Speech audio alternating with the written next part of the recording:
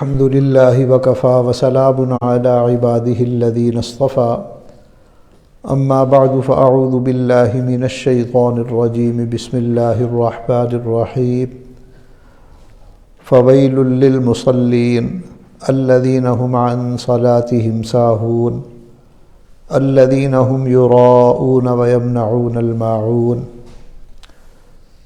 وقال اللہ تعالی فی مقام آخر من كان يريد حرث الآخرة نزد له في حرثه ومن كان يريد حرث الدنيا نؤته منها وما له في الآخرة من نصيب سبحان ربك رب العزة عما يصفون وسلام على المرسلين والحمد لله رب العالمين اللهم صل على سيدنا محمد وعلى آل سيدنا محمد وبارك وسلم اللهم صل على سيدنا محمد وعلى آل سيدنا محمد وبارك وسلم۔ یہ جو آیات مبارکہ پڑھی گئی ان کا تعلق اخلاص سے ہے کہ اخلاص کے بالمقابل جو عمل کیا جائے اسے دکھاوا اور ریا کہتے ہیں۔ چونکہ ہم ان مجالس میں تربیت کے لیے آتے ہیں تو تربیت کے اندر یہ چیز بہت اہم ہے کہ ہمارا ہر عمل جو ہے وہ اللہ تعالیٰ کی رضا کے لیے ہو۔ مقصد زندگی ہی اللہ تعالیٰ کی بندگی ہے، تو اللہ رب العزت کو راضی کرنا یہ ہماری سب سے بڑی ضرورت ہے۔ چنانچہ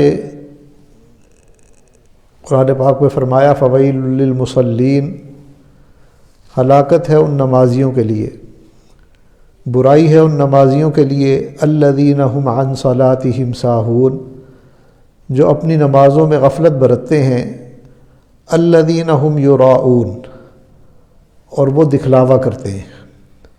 یعنی نماز تو پڑھنی چاہیے تھی اللہ تعالیٰ کو راضی کرنے کے لیے، اللہ کے لیے، مگر نیت میں اتنی غفلت ہوتی ہے کہ اس میں لوگوں کو دکھانے کا بھی دکھلاوا شامل ہو جاتا ہے۔ دوسری آیت میں فرمایا من کان یرید حرث الآخرة نزد له فی حرثی، جو آخرت کی کھیتی کا طلبگار ہے ہم آخرت کی کھیتی اس کی بڑھائیں گے، ہم اس میں اضافہ کریں گے۔ ومن کان یرید حرث الدنیا نؤته منها، اور جو دنیا کی کھیتی کا طلبگار ہے ہم دنیا اس کو کچھ دے دیں گے۔ وما له فی الآخرة من نصیب، مگر آخرت میں اسے کچھ نہیں ملے گا۔ تو مقصد یہ ہے کہ انسان جو عمل اللہ تعالیٰ کی رضا کے لیے کرے گا، اخلاص کے ساتھ کرے گا، تو اللہ تعالیٰ آخرت میں اس کا بدلہ دیں گے، اور اللہ تعالیٰ کی رضا کے لیے کیے ہوئے اعمال کو اللہ تعالیٰ بڑھاوا دیتے ہیں، اللہ تعالیٰ اضافہ کرتے ہیں۔ تو اس لیے ہمیں عمل میں اخلاص کو دیکھنا چاہیے، اللہ تعالیٰ سے اخلاص مانگنا چاہیے، اور ریاکاری سے اپنے آپ کو بچانے کی کوشش کرنی چاہیے۔ ریا کا لفظ رؤیا سے بنا ہے، اس لیے کہ ریاکار آدمی نیک عمل اس لیے کرتا ہے کہ لوگ اس کی تعریف کریں اور اسے اچھا سمجھیں۔ ریا مشتق ہے رویت سے، جس کا مطلب ہوتا ہے دکھائی دینا۔ تو ریا کا مطلب ہے کہ لوگ مجھے اچھا دیکھیں یا مجھے اچھا سمجھیں، اور ریا کی تعریف یہ ہے کہ اللہ تعالیٰ کی اطاعت میں یہ نیت کرنا کہ لوگ مجھے اچھا سمجھیں۔ بھئی اطاعت تو اللہ تعالیٰ کی ہے، بندگی تو اللہ تعالیٰ کی ہے، عمل اللہ کے لیے ہے، اب اس میں نیت یہ آ گئی کہ لوگ مجھے اچھا سمجھیں، لوگ مجھے نیک سمجھیں۔ تو اللہ تعالیٰ کی اطاعت میں یہ نیت کرنا کہ لوگ مجھے اچھا سمجھیں، اس لیے اس ریا کو شرک خفی کہا گیا کہ یہ بھی ایک طرح کا شرک ہے، اس لیے کہ عمل کے لیے مقصود اللہ تعالیٰ کی رضا ہے، اگر مخلوق کی طرف تھوڑا سا دھیان بھی چلا گیا تو اس کو شرک خفی کہتے ہیں۔ اللہ تعالیٰ اس بات کو ناپسند کرتے ہیں کہ میرا بندہ میرے لیے کیے جانے والے عمل میں کسی غیر کو شامل کرے، ایسے عمل کو اللہ تعالیٰ کرنے والے کے منہ پر مار دیتے ہیں۔ دنیا میں بھی ہم دیکھتے ہیں اپنے گھروں کے اندر ہم دیکھتے ہیں کہ میاں بیوی کا تعلق پیار اور محبت کا ہوتا ہے، تو بیوی چاہتی ہے کہ کوئی ایسا کام ہو جو صرف میرے لیے ہو۔ آپ اسے کہیں گے کہ بھائی میں نے آپ کے لیے گھر بنایا، اچھا مکان بنا کر دیا، تو وہ کہے گی یہ تو آپ نے بچوں کے لیے کیا۔ آپ اسے کہیں گے کہ دیکھو میں نے تمہارے لیے کتنی اچھی گاڑی لی، وہ کہے گی یہ تو آپ نے اپنے لیے بچوں کے لیے لی۔ میں تمہیں گھمانے کے لیے مری لے گیا، فلاں جگہ پر لے گیا، تو وہ کہے گی یہ تو آپ نے بچوں کے لیے کیا، میرے لیے کیا کیا؟ وہ اپنے لیے صرف اس چیز کو سمجھے گی جو خالص اس کے لیے کی گئی ہو۔ یعنی آپ اسے اگر ایک سوٹ لے دیں گے یا کوئی جیولری لے دیں گے تو اسے وہی سمجھے گی کہ ہاں یہ عمل میرے لیے ہے، باقی جو عمومی جتنی بھی چیزیں ہیں وہ سمجھے گی کہ یہ تو سب کے لیے ہے۔ تو دنیا کا عارضی تعلق، اس تعلق کے اندر بھی یہ تعلق بھی اس بات کا تقاضا کرتا ہے کہ عمل صرف میرے لیے کیا جائے۔ محبت تبھی ثابت ہوگی کہ جب آپ نے خالص میرے لیے کوئی کام کیا ہوگا۔ اللہ رب العزت تو ہمارے مالک ہیں، محبوب حقیقی ہیں، وہ بھی یہی چاہتے ہیں کہ میرے بندے اگر تم کوئی کام کرو تو صرف میری نیت ہو، صرف میری رضا کی نیت ہو، اس میں اور کسی کا شبہ بھی نہیں ہونا چاہیے۔ اس لیے یہ ریا حرام ہے، اور اس کے حرام ہونے کی دو بڑی وجوہات۔ پہلی وجہ تو یہ کہ بندے نے مخلوق کی رضا کو اللہ کی رضا پر مقدم کیا۔ ریا کے حرام ہونے کی پہلی وجہ کیا؟ کہ بندے نے مخلوق کی رضا کو اللہ تعالیٰ کی رضا پر مقدم کیا۔ مخلوق کی کیا حیثیت ہے؟ یہ تو اللہ تعالیٰ کی کے سامنے گستاخی ہے کہ بندہ عمل اللہ کے لیے کر رہا ہو اور اس میں اس کے دل میں یہ ہو کہ مخلوق مجھ سے راضی ہو جائے۔ یہ ایسے ہی ہے کہ عمل تو کسی بادشاہ کے لیے کوئی کر رہا ہو اور بھنگی کو دکھا رہا ہو، اور بھنگی سے کہے کہ دیکھو بھئی میں نے یہ کام کتنا اچھا کیا، تو بادشاہ کو کتنا غصہ آئے گا کہ دفع ہو، اپنا عمل اپنے پاس رکھ، میرے لیے کرنے کے بجائے تم ایک بھنگی کو دکھا رہے ہو۔ اسی طرح ایک عمل جو اللہ کے لیے تھا اور اللہ تعالیٰ کی رضا کے لیے کرنا چاہیے تھا، اگر ہم وہ مخلوق کو دکھاتے ہیں تو اس پر اللہ تعالیٰ کو غصہ آتا ہے۔ یہ گویا کہ ہم نے مخلوق کی رضا کو اللہ تعالیٰ کی رضا پر مقدم کیا، اور اسی کا نام شرک ہے۔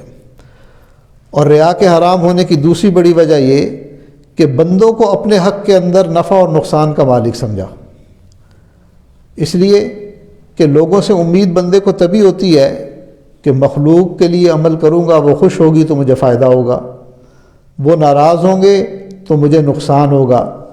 تو بھائی نفع اور نقصان کے مالک تو اللہ تعالیٰ ہیں۔ لوگ تو نہ کسی کو نفع دے سکتے ہیں، نہ کسی سے نفع لے سکتے ہیں، نہ کسی کو عزت دے سکتے ہیں، نہ کسی کو ذلیل کر سکتے ہیں۔ تو چونکہ نفع اور نقصان میں مخلوق کو شریک سمجھا، اس لیے ریا کو اللہ تعالیٰ نے حرام قرار دیا۔ تو اس لیے یہ بات بہت اہم ہے، اس معاملے کو اچھی طرح ہمیں ذہن نشین کر لینا چاہیے، اس کا مفہوم ذہن کے اندر راسخ ہو جائے کہ ہم ریا سے بچنے کی کوشش کریں۔ جو بھی کام ہو وہ اللہ تعالیٰ کی رضا کے لیے ہو۔ ایک آدمی مریض کی عیادت کے لیے جاتا ہے، تو اب اس میں 3 صورتیں ممکن ہیں۔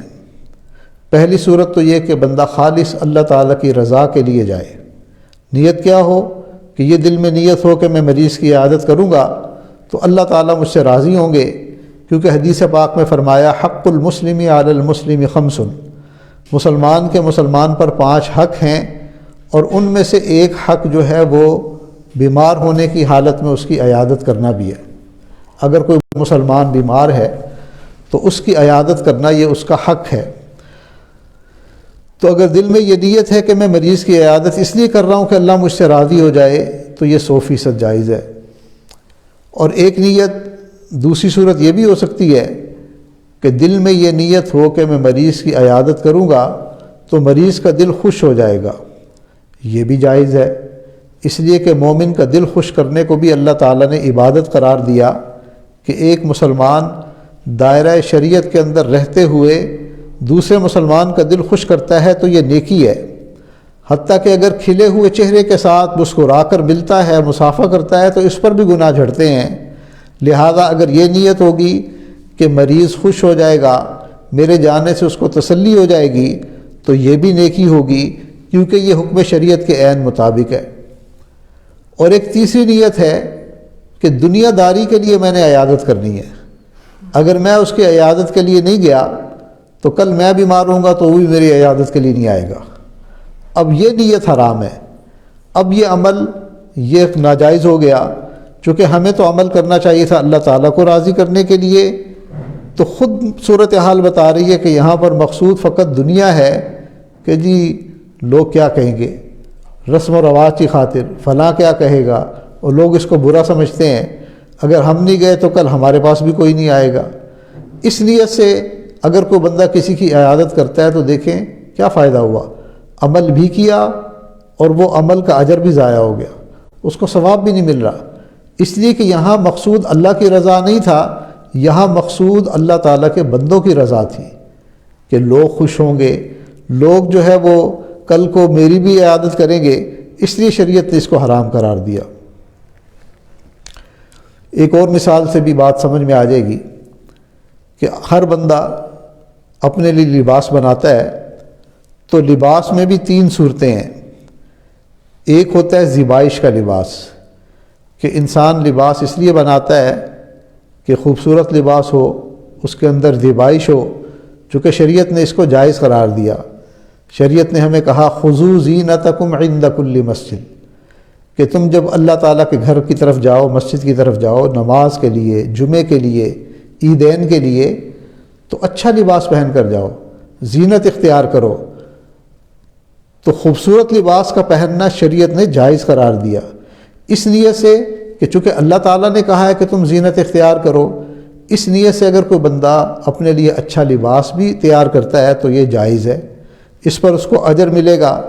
چنانچہ نبی علیہ الصلاۃ والسلام کی مبارک سنت یہ تھی کہ اللہ کے محبوب صلی اللہ علیہ وسلم نے پیمند لگے ہوئے کپڑے بھی پہنے، کہ ایسے کپڑے پہنے جس میں پیمند لگا ہوا ہے، تو یہ بھی سنت ہے۔ اور اللہ کے محبوب نے ایک وقت میں بہت قیمتی یمنی چادر بھی لی اور کچھ عرصہ استعمال کرنے کے بعد آگے اس کو صدقہ کر دیا، تو یہ بھی سنت ہے۔ اگر محض پیمند لگے ہوئے کپڑے پہننا ہی سنت ہوتا تو امیر جو ہے وہ نبی علیہ السلام کی سنت کو اپنانے سے محروم رہ جاتے، اور اگر فقط یمنی چادر پہننا ہی سنت ہوتا تو غریب جو ہے وہ سنت پر عمل کرنے سے محروم رہ جاتے۔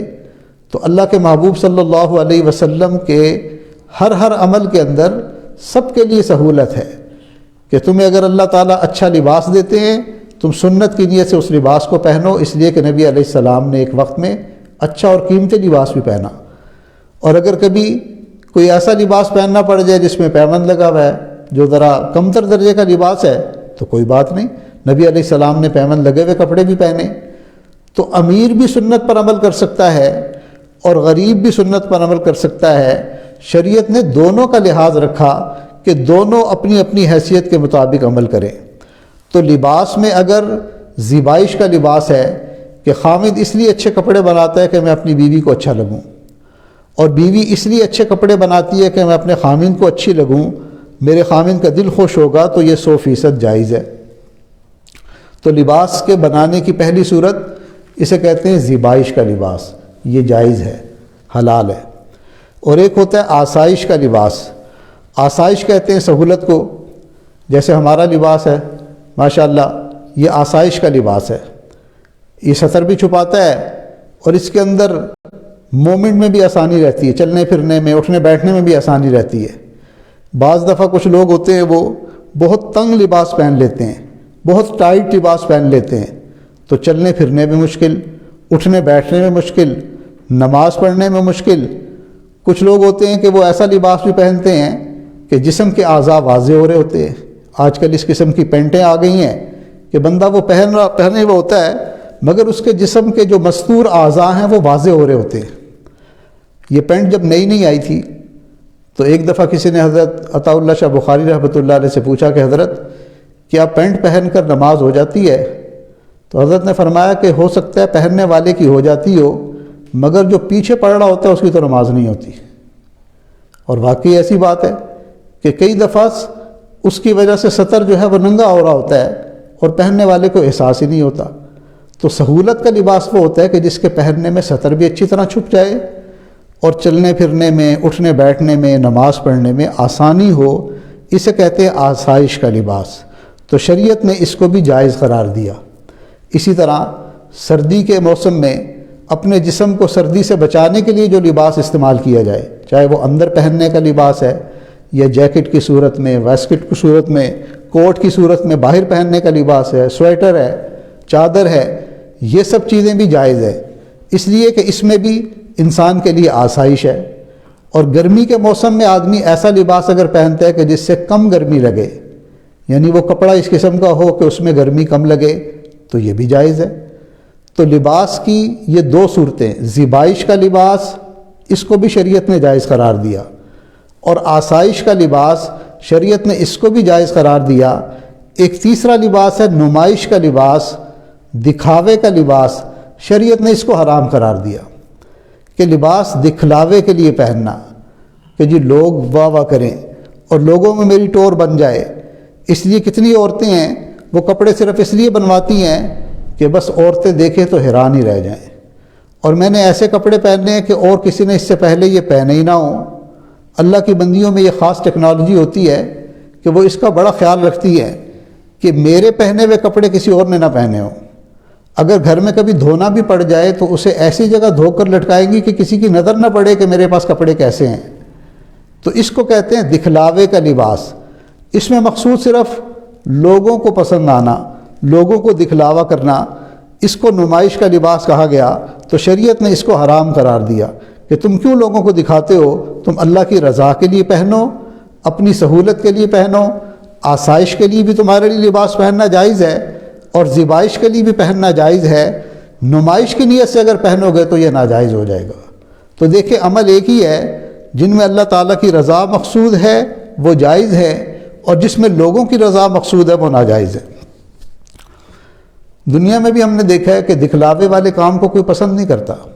ایک آدمی اگر بہت زیادہ دکھاوا کر رہا ہو تو فوراً لوگوں کی نظروں میں آ جاتا ہے، لوگ کہتے ہیں جی بہت زیادہ یہ شو باز بندہ ہے، یہ بہت شو آف کرنے والا بندہ ہے۔ شادی بیاہ پہ اگر کوئی آدمی کہے دیکھیں جی میں دلہا کو یہ دے رہا ہوں گفٹ، یہ پیسے دے رہا ہوں، تو دلہا کو بھی کتنا برا لگے گا کہ بھئی اس نے ہدیہ دینا ہی تھا تو خاموشی سے دے دیتا، میری عزت نفس کا خیال کرتا، لوگوں کے سامنے بتاتا پھر رہا ہے کہ دیکھو میں دے رہا ہوں۔ تو دنیا کے اندر بھی ہم نے دیکھا ہے کہ دکھلاوے کے عمل کو دنیا والے بھی پسند نہیں کرتے، اللہ تعالیٰ تو بالکل اس عمل کو پسند نہیں کرتے۔ اللہ تعالیٰ بھی چاہتے ہیں کہ بندہ جو بھی عمل کرے وہ اللہ تعالیٰ کی رضا کے لیے کرے۔ تو اس لیے ہم اعمال کریں مگر خالص اللہ کے لیے کریں۔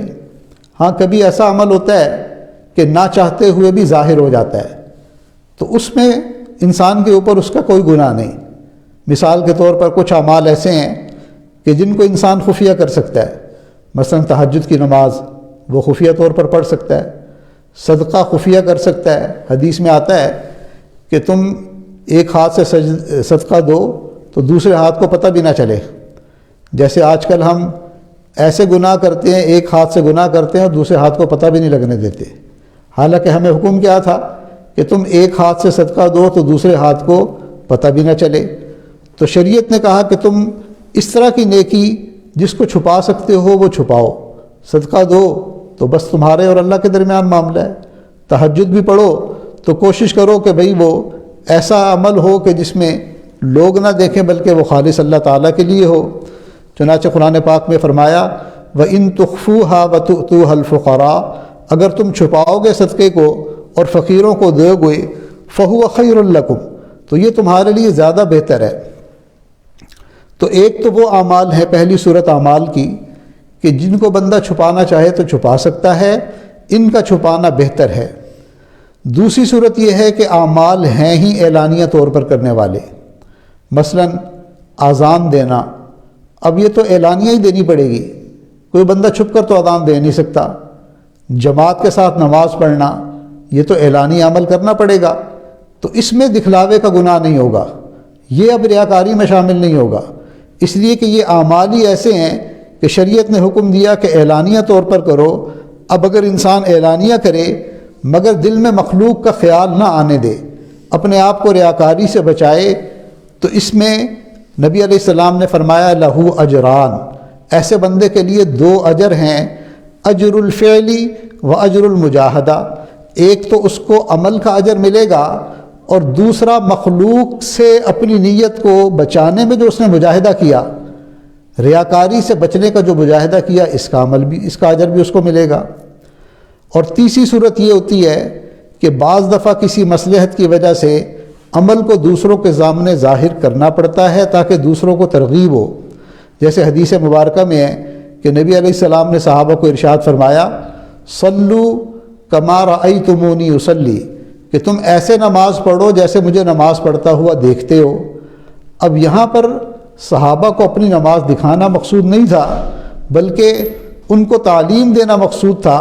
معلوم ہوا کہ ایسا عمل جو مصلحت کی وجہ سے ظاہر کیا جائے وہ شریعت نے جائز قرار دیا۔ عمومی طور پر تو صدقہ خفیہ دینا بہتر ہے، لیکن بعض ایسے مواقع ہوتے ہیں کہ جس میں اعلانیہ صدقہ دینا بھی بہتر ہوتا ہے۔ جب عام اعلان کیا جائے کہ جی فلاں جگہ آفت ہے، فلاں جگہ مصیبت ہے، تو آپ بڑھ چڑھ کر اس میں حصہ ڈالیں۔ اس وقت اگر کوئی بندہ اعلانیہ بھی اظہار کرتا ہے کہ جی میری طرف سے یہ اور میں یہ دینا چاہتا ہوں تاکہ دوسروں کو بھی ترغیب ہو، تو یہ جائز ہے۔ اب یہ ریاکاری میں نہیں آئے گا، بلکہ اس عمل پر بھی اس کو اجر ملے گا۔ تو شریعت ہر عمل کے اندر مقصد کو دیکھتی ہے کہ مقصد کیا ہے۔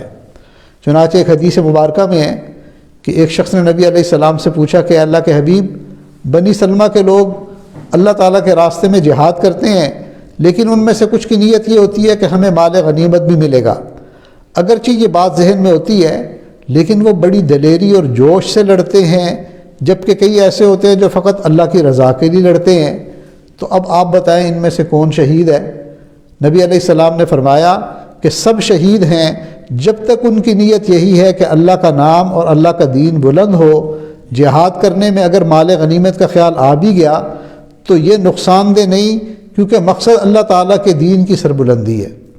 تو شریعت ایسی نہیں کہ انسان کے اعمال کو خام خواہ ضائع کر دے۔ خام خواہ جو ہے انسان کا عمل ضائع ہو جائے، عمل کے ضائع ہونے کے پیچھے کوئی نہ کوئی ریزن ہوتی ہے، کوئی نہ کوئی وجہ ہوتی ہے، یا بدنیتی ہوتی ہے۔ کئی مرتبہ انسان اللہ کے لیے عمل کرتا ہے لیکن لوگوں کو پتہ چل جاتا ہے، تو شریعت نے کہا اس میں بھی تمہارے لیے کوئی نقصان نہیں۔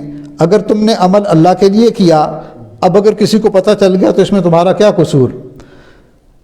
حدیث مبارکہ میں ایک شخص نے نبی علیہ السلام سے دریافت کیا کہ ایک آدمی عمل کرتا ہے اور اسے چھپاتا ہے، جب لوگوں کو پتہ چل جاتا ہے تو اس پر اس کے دل میں ایک عجب بھی آ جاتا ہے، دل کے اندر ایک خوشی سی بھی آ جاتی ہے۔ تو نبی علیہ السلام نے فرمایا اس کو 2 اجر ملیں گے، چھپانے کا بھی ثواب ملے گا، اور جب ظاہر ہو گیا تو اعلانیہ کا ثواب بھی ملے گا۔ اس لیے کہ عمل کرنے کے وقت میں جب اس نے عمل کی نیت کی تھی تو اس کا مقصد تو چھپانے کا تھا، اس کا مقصد تو یہ تھا کہ میں اللہ کے لیے کر رہا ہوں، اللہ نے اس کو ظاہر کر دیا، اس میں اس کا تو کوئی قصور نہیں۔ بعض دفعہ انسان 7 پردوں میں چھپ کر عمل کرتا ہے، مگر اس میں اخلاص اتنا ہوتا ہے کہ اللہ اس عمل کو ظاہر کر دیتے ہیں۔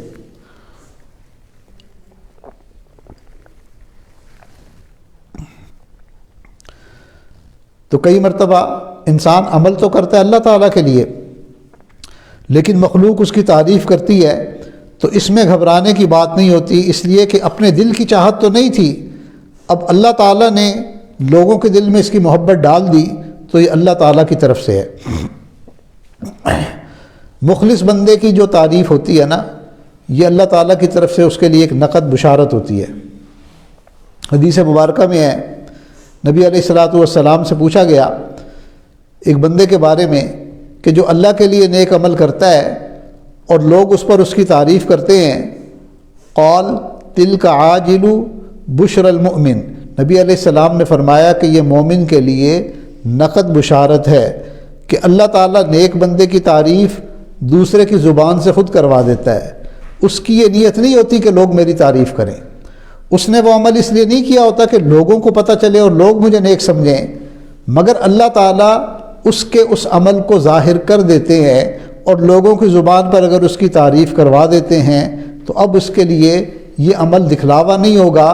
دکھلاوے کا عمل وہ ہوتا ہے جو کیا ہی اس لیے جائے کہ لوگ مجھے نیک سمجھیں، لوگ اس عمل کو کرتا ہوا دیکھیں۔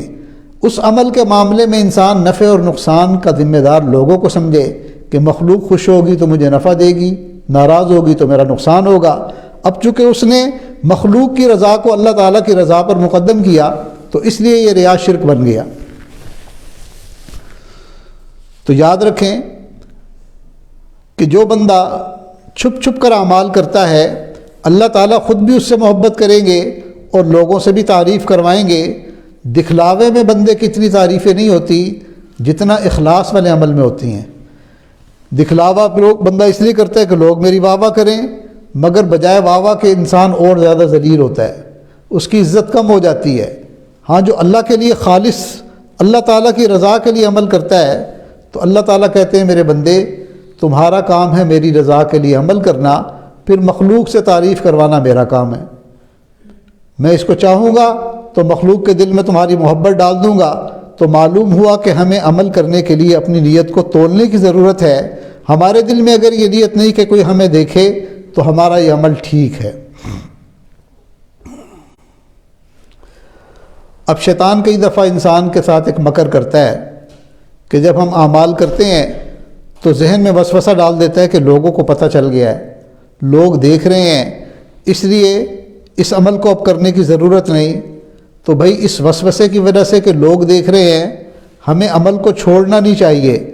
جب ارادہ اور قصد دکھانے کا نہیں اور خود بخود اگر کسی کو پتہ چل رہا ہے تو اس میں ہمیں گھبرانے کی ضرورت نہیں، اس لیے کہ یہ وسوسہ مضر نہیں ہوتا۔ ریا کوئی ایسی چیز نہیں ہے جو لپٹتی پھرتی ہے، جو خود ہی چمٹ جاتی ہے، پیچھے ہی پڑی ہوئی ہے کہ بندہ جو ہے بچنے کی کوشش کر رہا ہے اور ریا اس کے ساتھ چپک گئی۔ نہیں، ریا اصل میں ابتداءً بدنیتی کا نام ہے کہ شروع میں دل میں اگر بدنیتی ہے، شروع میں دل میں یہ ہے کہ لوگ مجھے نیک سمجھیں یا میں لوگوں کو دکھلاوے کے لیے عمل کر رہا ہوں، تب وہ ریا بنتی ہے۔ فقط خیال کے آ جانے سے گھبرانے کی ضرورت نہیں ہوتی۔ بلکہ فضیل بن عیاض رحمۃ اللہ علیہ فرماتے تھے ترک العمل لاجل الناس ریاء، کہ لوگوں کو دکھاوے کے لیے عمل کا چھوڑ دینا یہ ریا ہے۔ کہ ایک آدمی ایک بندہ کام کر رہا ہے اور اچانک اوہو اب تو لوگوں نے دیکھ لیا، اب مجھے یہ کام نہیں کرنا چاہیے، اب اگر یہ چھوڑے گا تو یہ ریا ہے۔ اور عمل کو لوگوں کے دکھلاوے کے لیے ترک کرنا، لوگوں کے دکھلاوے کے لیے عمل کرنا، یہ شرک خفی ہے۔ یعنی کسی عمل کو لوگوں کے دکھلاوے کے ڈر سے چھوڑ دینا ریا ہے، اور لوگوں کی خاطر عمل کا کرنا یہ شرک خفی ہے۔ تو شرک اور ریا کو انہوں نے کھول کر بتا دیا۔ حضرت علی رضی اللہ تعالیٰ عنہ نے 3 علامات بتائی ہیں۔ ان علامات پر غور کرنے سے انسان اپنے آپ کو پہچان سکتا ہے کہ میں ریاکار ہوں یا نہیں۔ تو وہ فرماتے ہیں للمرائی 3 علامات، ریاکار کی 3 علامات ہیں۔ جب اکیلا ہو تو عمل میں سستی کرے، اور جب لوگوں کے درمیان ہو تو نشاط سے عمل کرے۔ جب اس کی تعریف کی جائے تو عمل میں زیادتی کرے، اور جب کوئی مذمت کرے تو عمل میں کمی کر دے۔ تو جو بندہ اللہ کے لیے عمل کر رہا ہوگا، نہ وہ تعریف کرنے سے عمل کو بڑھائے گا، نہ مذمت کرنے سے عمل کو کم کرے گا یا چھوڑے گا۔ تو ریاکار کی واضح علامت بتا دی کہ تنہائی میں تو سست ہوتا ہے، عمل میں بہت ہی سستی کے ساتھ، غفلت کے ساتھ عمل کرتا ہے، اور لوگوں کے سامنے خوب نشاط کے ساتھ، خوب بڑی توجہ کے ساتھ، خشوع خضوع کے ساتھ، یہ بھی ریاکاری ہے۔ اور جس عمل پر تعریف کی جائے اس پر زیادتی کر دے تو اس کا مطلب ہے کہ یہ ریاکار ہے، اور جس عمل کی مذمت کی جائے اس کو چھوڑ دے تو یہ ریاکاری کی علامت ہے۔ امام غزالی رحمۃ اللہ علیہ نے اس کو ذرا اور زیادہ ایکسپلین کیا ہے۔ وہ فرماتے ہیں کہ انسان کے عمل بتا دیتے ہیں کہ میں ریاکار ہوں۔ مثال کے طور پر تہجد پڑھی اور صبح کے وقت لوگوں کے سامنے آنکھیں ایسے کھولنا جیسے تھکی ہوئی آنکھیں ہوتی ہیں، روزہ رکھا اور دوسروں کے سامنے ایسے ظاہر کرنا جیسے میں بہت کمزور ہو گیا ہوں، بہت میرے اندر کمزوری ہے، تو یہ زہد کا دکھلاوا کرنا، تھکاوٹ کا لوگوں پر ظاہر کرنا، یہ ریاکاری ہوتی ہے۔ اسی طرح پراگندہ حال رہنا، بکھرے ہوئے بال ہیں اور اپنا ہوش ہی نہیں، اور جی مجھے تو فرصت ہی نہیں ملتی، تو یہ بھی دکھلاوا ہے۔ ایسے ظاہر کرنا کہ میں بڑا عبادت گزار ہوں، میرے پاس تو ٹائم ہی نہیں ہے، میرے پاس تو فراغت ہی نہیں ہے کہ میں اپنے اوپر توجہ دے سکوں۔ آواز پست کرنا، یعنی یہ ظاہر کرنا کہ میرے اندر بڑا ہی خوف خدا ہے، اور اتنا آہستہ بولنا کہ اگلے کے لیے سننا بھی مشکل ہو جائے، تو یہ بھی نفس کا دھوکہ ہے۔ ریا کی عملی صورت کہ زبان سے دوسروں کو بتا ہی دینا کہ میں تو ایسے ایسے عمل کرتا ہوں۔ مشائخ کبار سے ملاقات کے دعوے کرنا، کئی لوگوں کی عادت ہوتی ہے، وہ جی میری فلاں بزرگ سے ملاقات ہوئی تھی، فلاں بڑے عالم سے ملا تھا، انہوں نے مجھے یہ کہا تھا، تو ہر وقت لوگوں سے ملاقاتوں کے بارے میں بتاتے رہنا، فلاں بزرگ سے ملاقات ہوئی، فلاں عالم سے ملنے کا موقع ملا، اس کا مقصد یہ ہوتا ہے کہ تم مجھے پہچانو کہ دیکھو میں بڑی چیز ہوں۔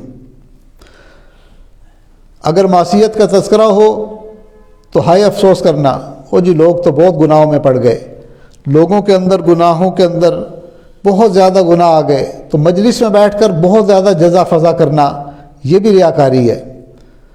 دیکھنے والے ہوں تو عبادت کو لمبا کرنا، محفل میں اپنے آپ کو بہت ملامت کرنا، جی میں تو بہت گناہ گار ہوں، بڑا خطا کار ہوں، اور اب جب کوئی دوسرا بندہ کہہ دے وہ خطا کار تو پھر ناراض ہو جانا کہ بھئی میں تو کہہ رہا ہوں اپنے آپ کو، تم مجھے کیوں کہہ رہے ہو؟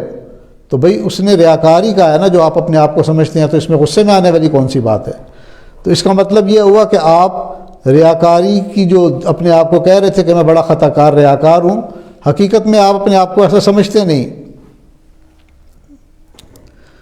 حضرت اقدس تھانوی رحمۃ اللہ علیہ نے ایک ریاکار کا واقعہ لکھا ہے، فرماتے ہیں کہ ایک ریاکار عابد تھا، ایک دفعہ اس کو بادشاہ نے بلایا تو وہ بڑا جبہ پہن کر امامہ باندھ کر گیا، تو بادشاہ نے بھی اس کا بڑا اکرام کیا، اس لیے کہ بادشاہ تو یہ سمجھتا تھا کہ یہ بڑا کوئی عبادت گزار ہے، بڑا نیک بندہ ہے۔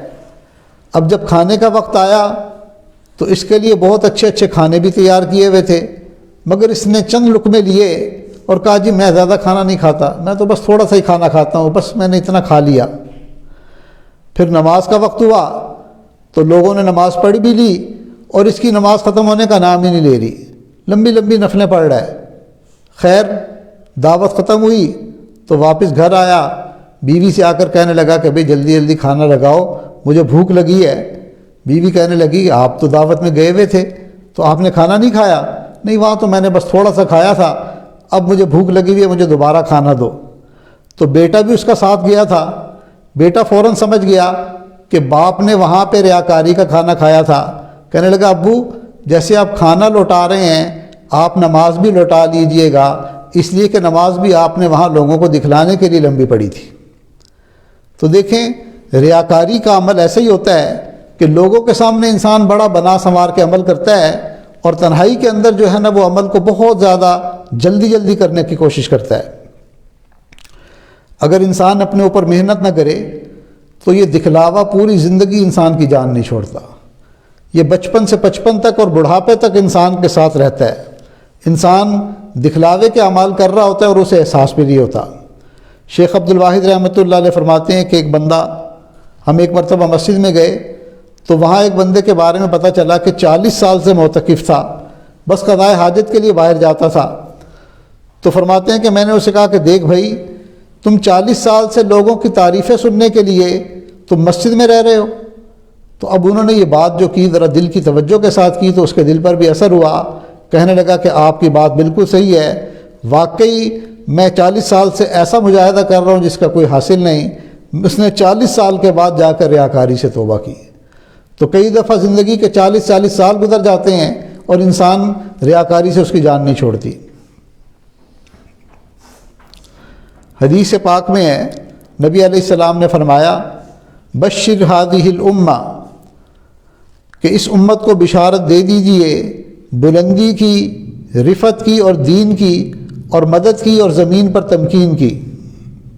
اللہ ان کو دنیا میں عزتیں دیں گے، اللہ تعالیٰ دنیا کے اندر ان کو جمائیں گے، البتہ فمن عامل منہم عامل الآخرۃ للدنیا، جو آخرت کے عمل کو دنیا کے لیے کرے گا اس کو آخرت میں پھر کوئی اجر نہیں ملے گا۔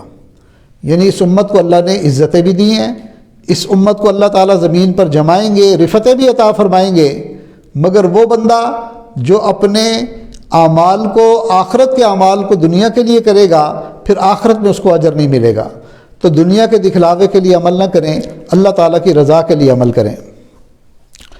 مالک بن دینار رحمۃ اللہ علیہ فرمایا کرتے تھے ریاکار بندے کو جا کر کہو کہ اپنے آپ کو خام خواہ نہ تھکائے، کیونکہ اس کا اجر تو قیامت کے دن کچھ ملے گا نہیں۔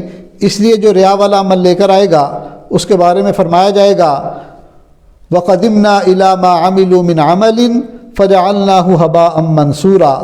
ریاکار بندے کے اعمال کی طرف اللہ تعالیٰ متوجہ ہوں گے، اس کے کیے ہوئے عملوں کو اللہ تعالیٰ فرماتے ہیں کہ ہم اڑتی ہوئی خاک کی طرح اڑا دیں گے۔ جیسے دھول اڑتی ہے اور اس کی کوئی قیمت نہیں ہوتی، ایسے ہی ریاکار کے کیے ہوئے اعمال بھی قیامت کے دن جیسے دھول اڑا دی جاتی ہے اس کو اڑا دیا جائے گا۔ تو کتنا پچھتاوا ہوگا، کتنا افسوس ہوگا۔ اس لیے انسان کو چاہیے کہ وہ اپنے اعمال اخلاص کے ساتھ کرے۔ حافظ ابن قیم رحمۃ اللہ علیہ نے فرمایا لا یجتمع الاخلاص فی القلب ومحبۃ المدح، دل کے اندر اخلاص اور لوگوں کی تعریف کی چاہت کبھی اکٹھے نہیں ہو سکتے۔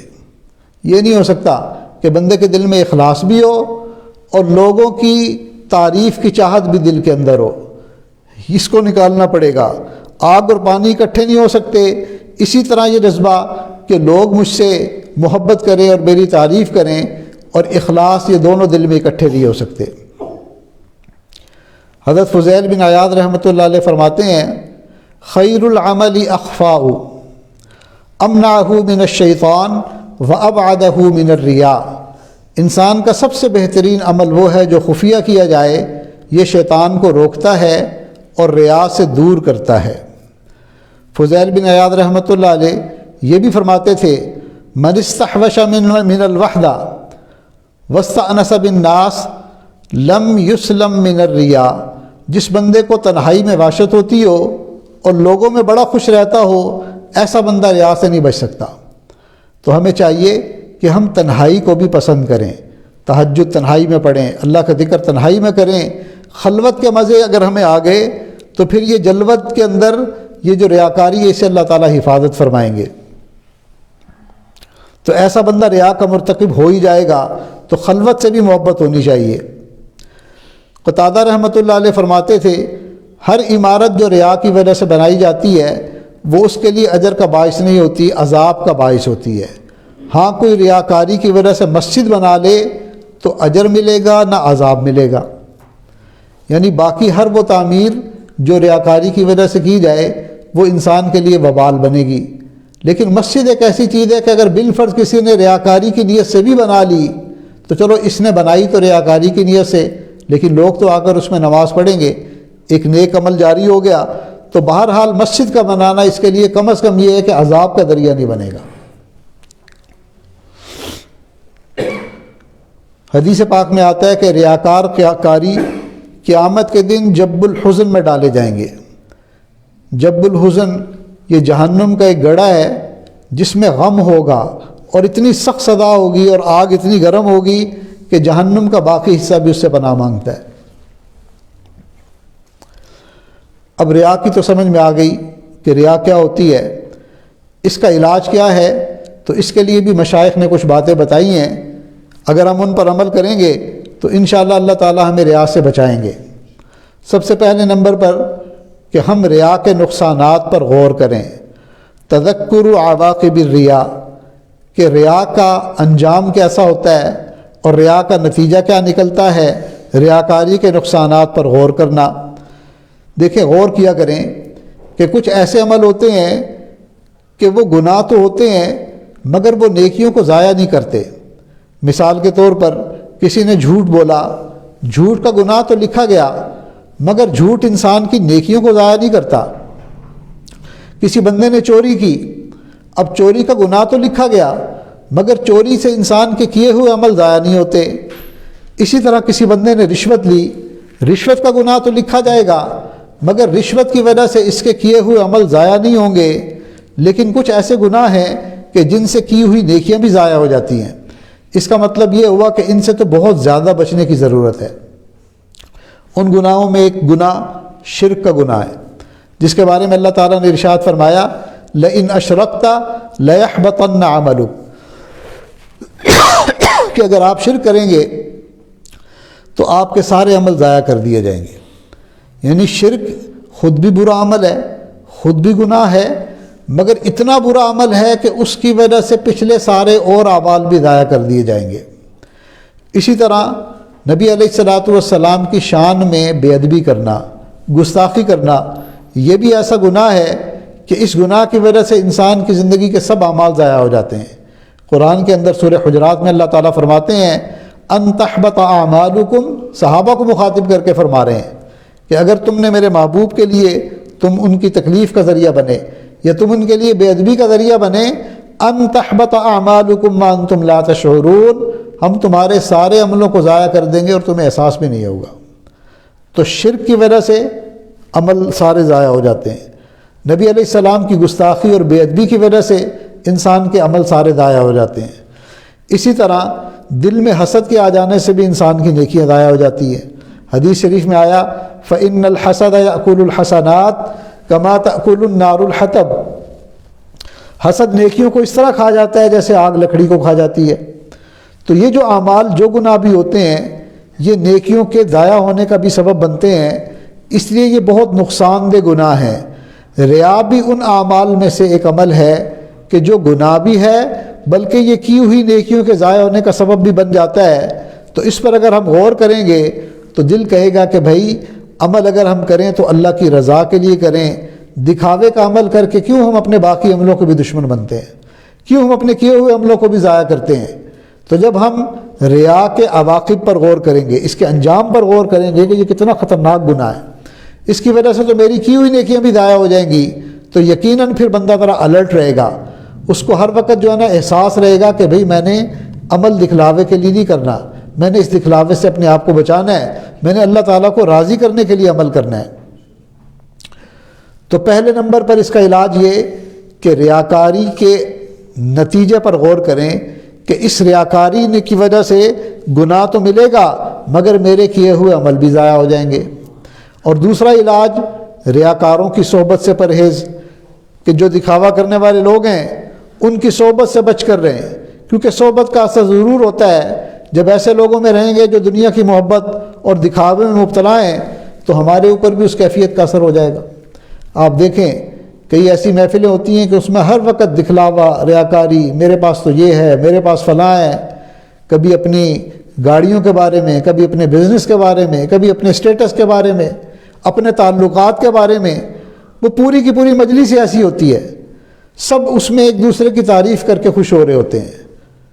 تو مرا حاجی بگو من ترا ملا بگویم، آپ مجھے حاجی صاحب کہیں اور میں آپ کو مولانا صاحب کہتا ہوں۔ تو ایسی صحبت جس میں ہر وقت ایک دوسرے کی تعریفیں، ایک دوسرے کو ہی اٹھایا جا رہا ہے، ایک دوسرے کو خوش کیا جا رہا ہے، تو ایسی صحبت میں رہنے والا بندہ پھر ریاکاری سے نہیں بچ سکتا، خود بخود اس کی عادت ہی بن جائے گی ریاکاری، اس کے ہر عمل میں ریا آ جائے گی، ہر عمل میں دکھلاوا آ جائے گا۔ اس لیے ایسے لوگوں کی صحبت سے ہم حد الوسع بچنے کی کوشش کریں۔ اور تیسرا ہے محاسبہ نفس، کہ اپنے نفس کا محاسبہ کرتا رہے، کیونکہ جب تک نفس کی اصلاح نہ ہو تو عام طور پر یہ جاہ پسند واقع ہوتا ہے اور اپنی تعریف چاہتا ہے، لہذا اس پر نظر رکھنے اور اپنے قابو میں رکھنے کی بہت ضرورت ہے۔ اس لیے ہر آن اپنے نفس کا محاسبہ کرتا رہیں کہ اعمال کے کرنے میں کہیں دکھاوے کی نیت نہ آ جائے۔ اور چوتھے نمبر پر الاستعانۃ باللہ، کہ اللہ سے مدد بھی مانگے، اللہ تعالیٰ کے سامنے گڑ گڑائے کہ یا اللہ میں کوشش تو کرتا ہوں کہ میں عمل کو ٹھیک طریقے سے کروں، لیکن کوشش کے باوجود میرے عمل میں دکھلاوا آ جاتا ہے، ریاکاری آ جاتی ہے، اے اللہ میں بچنا چاہتا ہوں، کوشش کے باوجود نہیں بچ پاتا، آپ کرم فرما دیجئے، آپ مجھے بچا لیجئے۔ جب بھی انسان اپنے معاملے کو اللہ کے سپرد کر دے، اللہ کے سامنے گڑ گڑائے، تو اللہ کی مدد شامل ہو جاتی ہے، اللہ پھر اس کو اس گناہ سے بچاتے ہیں۔ بھائی اگر ہم خود کوشش کر کر کے تھک گئے کہ زندگی کے 50 سال گزر گئے اور ریاکاری جان نہیں چھوڑ رہی، دکھلاوا جان نہیں چھوڑ رہا، تو ہم اللہ سے مدد مانگیں کہ یا اللہ آپ کرم فرما دیجئے۔ اگر میں اسی حالت میں دنیا سے چلا گیا تو میرے پلے تو کچھ بھی نہیں ہوگا، چونکہ جو عمل مخلوق کے لیے کیا گیا وہ تو قیامت کے دن منہ پر مار دیا جائے گا کہ جس کے لیے عمل کیا تھا اس سے بدلہ لے لو جا کر۔ اللہ تعالیٰ تو فقط اسی عمل کو قبول کریں گے جو خالص اللہ کے لیے کیا گیا ہو۔ تو ہم اللہ کے سامنے گڑ گڑایا کریں، رویا کریں اور دعائیں مانگا کریں کہ یا اللہ آپ کرم فرما دیجئے، آپ میرے اندر سے ریاکاری نکال دیجئے، آپ مجھے دکھلاوے سے میری جان چھڑوا دیجئے۔ انشاءاللہ جو بندہ اخلاص سے یہ دعا مانگے گا اللہ یقیناً اس کی حفاظت فرمائیں گے اور دکھلاوے کے اعمال سے اس کی جان آہستہ آہستہ چھڑوا دیں گے۔ ہاں ایک دن میں نہیں ختم ہوگا، یہ جو شو بازی کی عادت ہے یہ ایک دن میں نہیں جاتی، مگر جو بندہ فکر مند ہو، جس کو غم لگ جائے، پھر اللہ تعالیٰ اس کی جان چھڑوا دیتے ہیں۔ پھر اسے احساس ہونے لگتا ہے، اسے غلطی کرنے کے بعد فوراً احساس ہو جاتا ہے کاش میں یہ بڑا بول نہ بولتا، میں یہ دکھلاوے کا بول نہ بولتا، کاش میں لوگوں کو دکھلاوے کے لیے یہ کام نہ کرتا، تو استغفار کرے گا، آہستہ آہستہ اللہ اس مرض سے جان چھڑوا دیں گے۔ اور اللہ کے پیارے محبوب صلی اللہ علیہ وسلم نے بھی ہمیں ایک دعا سکھائی کہ تم یہ دعا پڑھا کرو، اللہم طہر قلبی من النفاق وعملی من الریا ولسانی من الکذب وعینی من الخیانہ فإنک تعلم خائنۃ الأعین وما تخفی الصدور۔ دیکھیں یہ کتنی پیاری دعا ہے، اللہم طہر قلبی من النفاق، اے اللہ میرے دل کو نفاق سے پاک کر دے، وعملی من الریا، اور میرے عمل کو دکھلاوے سے پاک فرما، ولسانی من الکذب، اور میری زبان کو جھوٹ سے پاک فرما، وعینی من الخیانہ، اور میری آنکھ کو خیانت سے پاک فرما، فإنک تعلم خائنۃ الأعین وما تخفی الصدور، بے شک آپ آنکھ کی خیانت کو بھی جانتے ہیں اور جو کچھ دلوں کے اندر چھپا ہوا ہے آپ اس سے بھی واقف ہیں۔ تو یہ کتنی پیاری دعا ہے، اس دعا کو ہم یاد کر لیں، دعاؤں کی کتابوں میں لکھی ہوئی ہے، آسان سی دعا ہے، اس کو مانگا کریں۔ اللہم طہر قلبی من النفاق، پڑھ لیجیے، اللہم طہر قلبی من النفاق وعملی من الریا ولسانی من الکذب وعینی من الخیانہ فإنک تعلم خائنۃ الأعین وما تخفی الصدور۔ ایک اور دعا ہے، اللہم انی اعوذ بک ان اشرک بک وانا اعلم واستغفرک لما لا اعلم، اے اللہ میں آپ سے پناہ مانگتا ہوں اس شرک سے جسے میں جانتا ہوں، اور اس شرک سے توبہ کرتا ہوں جس کو میں جانتا ہی نہیں، جو میرے علم میں نہیں، یعنی میں آپ سے ان گناہوں کی بھی معافی مانگتا ہوں جو میرے علم میں ہیں، اور بہت سے ایسے گناہ ہم کر بیٹھتے ہیں جو ہمارے علم میں نہیں ہوتے، ہمارا علم ہے ہی کتنا، ہمارے پاس تو بہت ادھورا علم ہے، موٹا موٹا علم بھی نہیں، تو کئی دفعہ ہم گناہ کر رہے ہوتے ہیں لا علمی کی وجہ سے، گناہ کو گناہ بھی نہیں سمجھ رہے ہوتے۔ تو اس لیے بندہ مانگے کہ اللہ میں جن گناہوں کو جانتے بوجھتے کر رہا ہوں ان کی بھی پناہ آپ سے مانگتا ہوں، اور بہت سے ایسے گناہ بھی میں کر گزرتا ہوں جس کا میرے پاس علم نہیں، مگر آپ تو جانتے ہیں کہ وہ گناہ ہیں، اے اللہ میں اس سے بھی آپ کی پناہ میں آتا ہوں۔ تو اللہ سے دعا مانگے کہ اللہ ریاکاری سے اور دکھلاوے سے میری جان چھڑوا دے۔ اور 5ویں نمبر پر بندہ یہ بھی سوچے کہ قضاء اور قدر تو اللہ تعالیٰ کے ہاتھ میں ہے، کہ جو معاملہ ہے وہ اللہ کی قضاء اور قدر ہے، اور مخلوق تو عاجز ہے، مخلوق تو کسی کو کچھ بھی نہیں دے سکتی، نہ نفع دے سکتی ہے نہ نقصان دے سکتی ہے، تو یہ جو ہوتا ہے وہ اللہ کے حکم سے ہوتا ہے، لہذا مخلوق کو دکھلاوا کرنے سے کیا فائدہ ہوگا؟ بھئی نہ کوئی عزت دے سکتا ہے، نہ ذلیل کر سکتا ہے، نہ نفع دے سکتا ہے نہ نقصان دے سکتا ہے، مخلوق تو خود محتاج ہے، وہ تو خود بیچارے ان کے ہاتھ جو ہے نا وہ ایسے ہیں، لینے والے ہیں، تو ایک بھیک منگا اور فقیر دوسرے فقیر کی کیا مدد کر سکتا ہے؟ تو ہم فقیروں اور بھیک منگوں کے لیے کیوں عمل کریں؟ ہم اس مالک کے لیے جو صمد اور بے نیاز ہے، جو خزانوں کا مالک ہے، نفع اور نقصان جس کے ہاتھ میں ہے، عزت اور ذلت جس کے ہاتھ میں ہے، ہم اپنا ہر عمل کیوں نہ اس کے لیے کریں؟ تو یہ بات جب آدمی بیٹھ کر سوچتا ہے قضاء اور قدر تو میرے اللہ کے ہاتھ میں ہے، تو اللہ اس کی ریاکاری سے جان چھڑواتے ہیں۔ ان تمام باتوں کا خلاصہ یہ ہے کہ جب دل معرفت سے، اللہ تعالیٰ کی معرفت سے خالی ہو جاتا ہے تو وہ مخلوق کی محبت سے بھر جاتا ہے، اور جب روشنی ختم ہو جاتی ہے تو اندھیرا خود بخود آ جاتا ہے، اندھیرے کو لانا نہیں پڑتا۔ اسی طرح جب دل سے اللہ تعالیٰ کی محبت کی، اللہ کی معرفت کی روشنی ختم ہو جاتی ہے تو مخلوق کی محبت کا اندھیرا خود بخود آ جاتا ہے، پھر انسان مکر و فن میں لومڑی کی طرح یار بن جاتا ہے، پھر انسان دنیا کے مقاصد کی طرف اس تیز رفتاری سے بھاگتا ہے جس طرح کوئی شکاری کتا اپنے شکار کی طرف بھاگتا ہے، تو ہر وقت اس کے دل میں دنیا ہوتی ہے، دنیا بسی رہتی ہے۔ وہ کس لیے کہ جب دل اللہ کی معرفت سے خالی ہو گئے تو دنیا کی محبت دل میں بھر گئی۔ اس لیے ہمیں اس کی بھی کوشش کرنی چاہیے کہ اس دل کو اللہ کی محبت سے لبریز کریں، مخلوق کی محبت دل سے نکالنے کی کوشش کریں۔ ایک عربی شاعر ہے جس کے اشعار کا ایک عجیب ترجمہ ہے. وہ کہتا ہے میں جنگل کے ہرنوں پر قربان جاؤں جو چبا چبا کر بات نہیں کرتے اور ابروؤں کے رنگنے کے فن سے واقف نہیں ہوتے. یعنی جو دنیا کے حسین ہوتے ہیں تو وہ کیا لیپ چڑھا لیتے ہیں، دیکھو تو شکل حور جیسی اور اگر منہ دھو لیں تو اندر سے چوہارے جیسے. تو جنگل کے جانور وہ زیادہ اچھے ہوتے ہیں کہ ان کا حسن کم از کم نیچرل تو ہوتا ہے. ہم تو لیپا پوتی سے اپنے آپ کو اصل چہرہ ہی چھپا لیتے ہیں. اب ہمارے اکابر اس کا کتنا خیال رکھتے تھے کہ ان کے اعمال میں اخلاص ہو، اور ریاکاری سے وہ اپنے اعمال کو کتنا چھپاتے تھے. اس کی بھی چند مثالیں سن لیجئے. محمد بن اسلم رحمۃ اللہ علیہ ایک بزرگ گزرے ہیں، فرمایا کرتے تھے اگر یہ ممکن ہوتا کہ میں اپنے نیک اعمال اپنے فرشتوں سے بھی چھپا سکتا تو میں چھپا لیتا، لیکن یہ میرے بس میں نہیں ہے. یعنی اگر میرے لیے یہ بھی ممکن ہوتا کہ میں فرشتوں سے بھی اعمال کو چھپا سکتا تو میں یہ بھی کر گزرتا، مگر یہ میرے لیے ممکن نہیں ہے. اندازہ لگائیں کتنا ان کے دل میں اس بات کا ڈر ہوتا تھا کہ میرے کیے ہوئے عمل دکھلاوے کی وجہ سے ضائع نہ ہو جائیں. ایوب سختیانی رحمۃ اللہ علیہ ایک بزرگ گزرے ہیں. ان کی عادت تھی کہ وہ ساری رات عبادت کرتے تھے، لیکن جب فجر کا وقت ہوتا تھا تو ذرا کھٹکا کرتے جیسے کوئی بندہ وضو کرتا ہے. وہ آواز اس لیے کرتے کہ لوگ یہ سمجھیں کہ ابھی اس کی آنکھ کھلی ہے، ان کو یہ نہ پتہ چلے کہ یہ ساری رات عبادت کرتا رہا ہے. اللہ اکبر کبیرہ. ذرا اندازہ لگائیں کہ ساری رات عبادت کرتے تھے، مگر فجر کے وقت میں جان بوجھ کے ذرا کھٹکا پیدا کرتے کہ گھر والے یہی سمجھیں کہ ابھی اٹھا ہے، وضو کرنے لگا ہے، اب یہ اٹھا ہے، ان کو یہ نہ پتہ چلے کہ میں ساری رات اللہ تعالیٰ کی عبادت کرتا رہا ہوں. صحابہ کرام کے بارے میں بھی آتا ہے کہ روزے رکھتے تھے، اور روزے رکھنے کی وجہ سے چہرہ جو ہے وہ ڈی ہائیڈریٹڈ ہو جاتا تھا. یعنی جیسے چہرے کا پانی کم ہو جاتا ہے تو چہرے ایسے ہوتے تھے، لیکن جب باہر نکلتے تھے تو چہرے پر تیل لگا لیتے تھے، چہرے پر تازگی محسوس ہو، کسی بندے کو پتہ ہی نہ چلے کہ میں نے بھوک اور پیاس کا مجاہدہ کیا ہے اور میرا روزہ ہے. داؤد بن ابی ہند رحمۃ اللہ علیہ ایک بزرگ گزرے ہیں.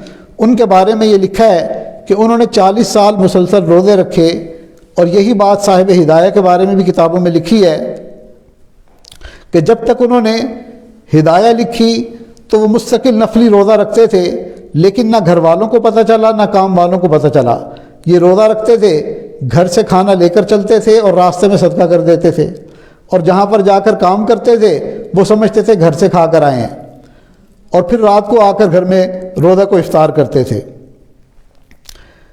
امام زین العابدین رحمۃ اللہ علیہ کی جب وفات ہوئی تو ان کو غسل دینے والے نے دیکھا کہ ان کے کاندھے پر ایک کالے رنگ کا نشان ہے.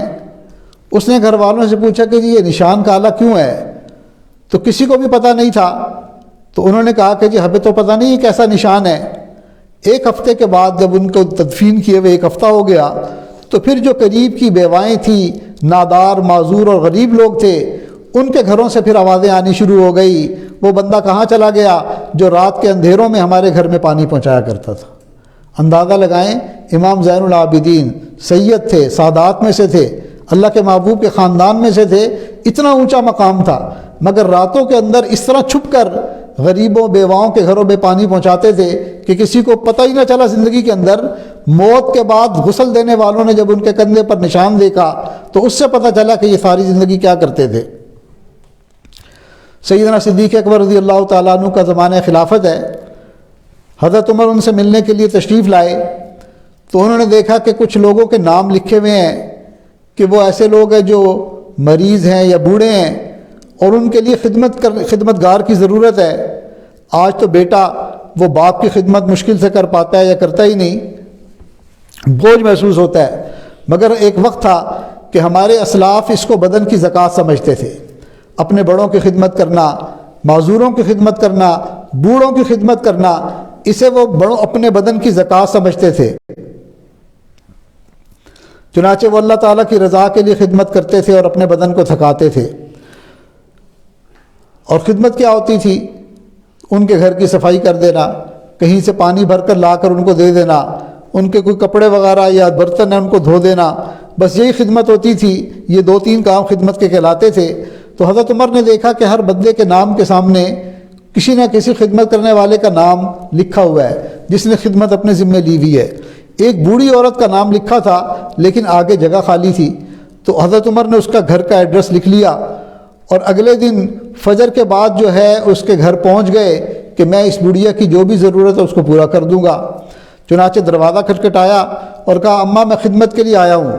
جواب ملا کہ بیٹا خدمت کے لیے تو کوئی رات کو آتا ہے اور وہ خدمت کر کے چلا جاتا ہے۔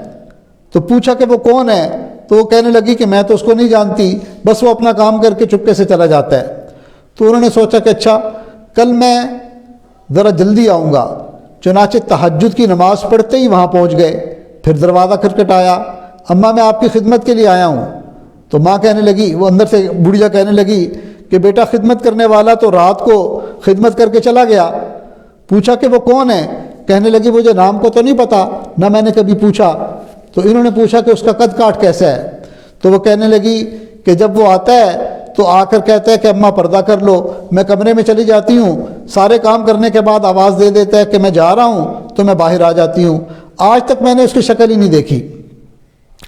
وہ بھی آخر عمر بن خطاب تھے، کہنے لگے کہ میں بھی پتہ چلا کر رہوں گا کہ یہ کون بندہ ہے کہ جو خدمت بھی کرتا ہے اور اس نے اپنا نام بھی نہیں لکھا اور کسی کو اس نے پتہ بھی نہیں لگنے دیا۔ چنانچہ اگلے دن حضرت عمر رضی اللہ تعالیٰ عنہ نے عشاء کی نماز پڑھی اور عشاء کی نماز پڑھتے ہی اس راستے پر بیٹھ گئے جو راستہ اس گھر کی طرف جاتا تھا۔ چنانچہ جب رات کا ایک حصہ گزرا تو حضرت عمر رضی اللہ تعالیٰ عنہ نے دیکھا کہ کوئی بندہ بہت آہستہ آہستہ چلتا ہوا بڑھیا کے دروازے کے قریب آ رہا ہے۔ جب بہت قریب آ گیا تو عمر رضی اللہ تعالیٰ عنہ نے پوچھا کہ تو کون ہے؟ جواب میں سیدنا صدیق اکبر کی آواز آئی کہ میں ابو بکر ہوں۔ حیرانی کی بات یہ تھی کہ انہوں نے جوتا بھی نہیں پہنا ہوا تھا۔ تو عمر نے پوچھا کہ امیر المومنین آپ کے پاس جوتا نہیں تھا یا آپ جوتا اتار کر یہاں آئے ہیں؟ جواب دیا کہ میں نے ارادتاً جوتا گھر میں اتار دیا کیونکہ یہ لوگوں کے سونے کا وقت ہے اور میں نہیں چاہتا کہ میرے جوتوں کی آواز سے کسی کی نیند میں خلل آئے۔ اللہ اکبر، خدمت بھی کر رہے ہیں اور لسٹ میں اپنا نام بھی نہیں لکھا اور جوتا بھی نہیں پہنتے کہ میرے چلنے کی وجہ سے کسی کو پتہ بھی نہ چلے، کسی کی نیند میں بھی خلل نہ آئے۔ اللہ اکبر کبیرہ۔ اندازہ لگائیں یہ وقت کے امیر المومنین ہیں اور اس طرح چھپا کر خدمت کر رہے ہیں۔ اس سے پتہ چلا کہ ہمارے اکابر کرتے بھی تھے اور اللہ تعالیٰ سے ڈرتے بھی تھے کہ ہمارا کیا ہوا عمل کہیں ریاکاری کی وجہ سے جو ہے وہ ضائع نہ ہو جائے۔ آج تو ہم کرتے بھی نہیں، مگر ہماری کوشش ہوتی ہے کہ اشتہار چھاپ دیں، ہم تو جی یہ بھی کر رہے ہیں اور ہم تو وہ بھی کر رہے ہیں، میں نے تو فلاں کی خدمت بھی کی، بڑھ چڑھ کر ہم اپنی طرف منسوب کر رہے ہوتے ہیں خوبیاں۔ آپ کو نہیں پتا میں نے فلاں کی، امی کی میں نے جو خدمت کی، ابو کی میں نے جو خدمت کی۔ اللہ اکبر کبیرہ۔ تو بہرحال ہمیں اپنی طرف سے حد الوسع کوشش کرنی چاہیے کہ ہم عمل اللہ کی رضا کے لیے کریں اور ریا سے اپنے آپ کو بچانے کی کوشش کریں۔ اب ایک سوال پیدا ہوتا ہے کہ اگر انسان یہ محسوس کرے کہ میں ریا کا عمل کر رہا ہوں تو کیا پھر وہ عمل چھوڑ دے؟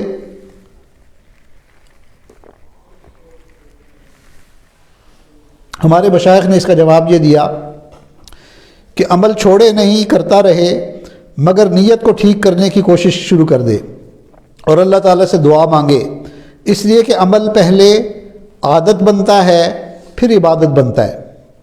بھی چلو ریاکاری کی خاطر کرنا تو شروع کرے نا، عادت تو بنے۔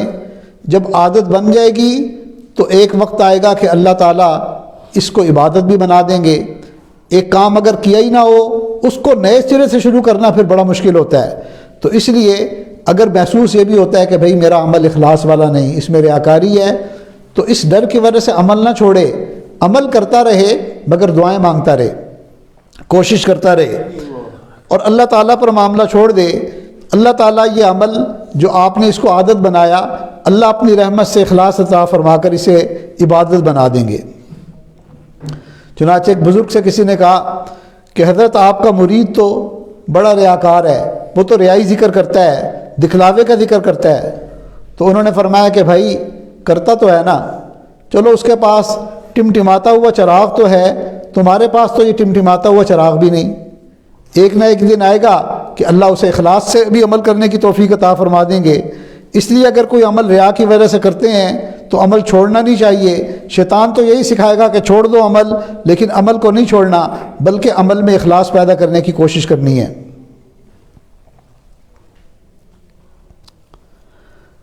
قرآن کی ایک آیت ہے، یا ایھا الذین آمنوا لم تقولون ما لا تفعلون، اے ایمان والو تم وہ کام جو کرتے نہیں کہتے کیوں ہو؟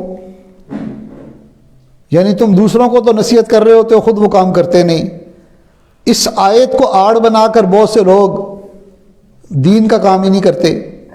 تو مفسرین نے اس کی تفسیر کے اندر یہ بات لکھی ہے کہ دیکھو بھائی، اس آیت کا تعلق جو ہے نا وہ دعوے سے ہے، دعوت سے نہیں ہے۔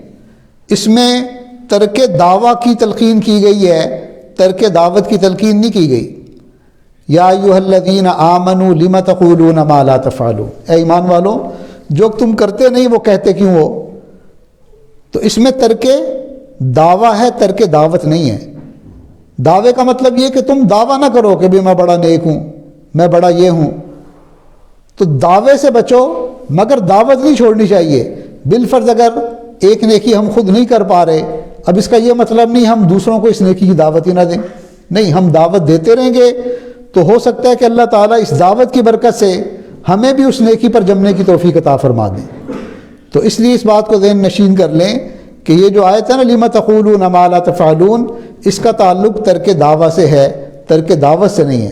دعوت دینے والا تو دعوت دے، خیر کی دعوت دے، اس لیے کہ دعوت دینا ہی، جب آپ خود دوسروں کو کہیں گے یار نماز پڑھا کرو، تکبیر اولیٰ سے نماز پڑھا کرو، تہجد کی پابندی کرو، تو ایک وقت آئے گا کہ آپ کا ضمیر خود کہے گا دوسروں کو کہہ رہے ہو، خود کیوں نہیں کرتے؟ آپ خود اس عمل کو کریں گے۔ اس لیے کئی دوست سمجھتے ہیں کہ جی چونکہ میں خود نہیں کرتا اس لیے میں کسی کو کہتا ہی نہیں۔ نہیں نہیں، آپ دعویٰ نہ کریں، دعویٰ نہ کریں کہ میں یہ کرتا ہوں، میں ایسا ہوں، لیکن دعوت نہیں چھوڑنی۔ دعوت تو ہر حال میں دینی ہے، چاہے عمل ہو یا نہ ہو۔ اسی طرح جس سے بندہ بیعت ہوتا ہے، اپنے شیخ کو اپنے اعمال کے بارے میں بتانا یہ بھی ریا نہیں ہے۔ حدیث پاک میں ہے کہ حضرت ابو موسیٰ اشعری بہت اچھے قاری تھے، اللہ تعالیٰ نے ان کو بہت خوبصورت کوئل جیسی آواز عطا کی تھی، تو بہت پیاری تلاوت کرتے تھے۔ ایک مرتبہ قرآن مجید پڑھ رہے تھے، نبی علیہ السلام تشریف لائے اور آپ نے قرآن سنا۔ جب انہوں نے قرآن مکمل کیا تو نبی علیہ السلام نے فرمایا کہ تم نے بہت اچھا قرآن پڑھا۔ تو انہوں نے آگے سے کہا اللہ کے محبوب، اگر مجھے پتہ ہوتا کہ آپ سن رہے ہیں تو میں اور بھی زیادہ اچھا پڑھتا۔ اب ذہن میں اشکال وارد ہوتا ہے کہ ریا تو مخلوق کے دکھلاوے کو کہتے ہیں، جبکہ یہاں صحابی کہہ رہے ہیں کہ اللہ کے حبیب مجھے پتہ ہوتا تو میں اور اچھا قرآن پڑھتا۔ تو محدثین نے اس کا جواب یہ دیا ہے کہ نبی علیہ السلام کی رضا در حقیقت اللہ رب العزت کی رضا ہے۔